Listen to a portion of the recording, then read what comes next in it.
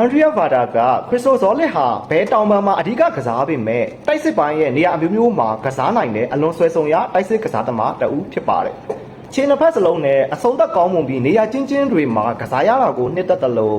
နီးစနစ်ပိုင်းမှာလည်းအလွန်ကောင်းမွန်တဲ့စွမ်းဆောင်ရည်ရှိတယ်လို့ဗာတာကလည်းချီးကျူးပြောဆိုခဲ့ပါတယ်။ပြီးခဲ့တဲ့3ရာသီအတွင်းခရစ်စတိုဇောလစ်ရဲ့ဂိုးနဲ့ဂိုးဖန်တီးမှုစွမ်းဆောင်ရည်တွေဟာ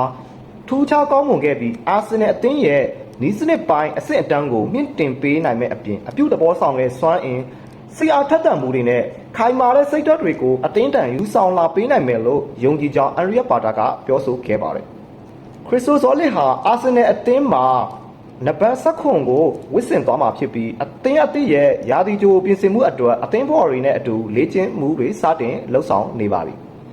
အာဆင်နယ်အသင်းကတော့ခရစ်စတိုဇောလစ်နဲ့သူ့ရဲ့မိသားစုတွေကိုအသင်းထံလှိုက်လဲစွာကြိုဆိုလိုက်ပါတယ်။ဒါကြောင့်အာဆင်နယ်ပြည်သက်တွေအတွက်တော့ခရစ်စတိုဇောလစ်ရဲ့အာဆင်နယ်ကစားသမားဘဝကိုတရားဝင်စတင်နေပြီလို့ပြောလို့ရပါပြီ။အာဆင်နယ်ချစ်ပြည်သက်တို့ရေ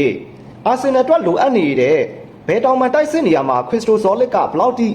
စွမ်းဆောင်နိုင်မလဲမိမိတို့ရဲ့အမြင်လေးတွေကိုအောက်ခါခွန်မမှာဝင်ရောက်ရေးသားလို့ရပါတယ်ကျွန်တော်ရဲ့ Asia Arsenal Content Page လေးကိုလည်း follow လုပ်က like and share ပေးသွားကြပါအောင်အားလုံးကိုကျေးဇူးတင်ပါတယ်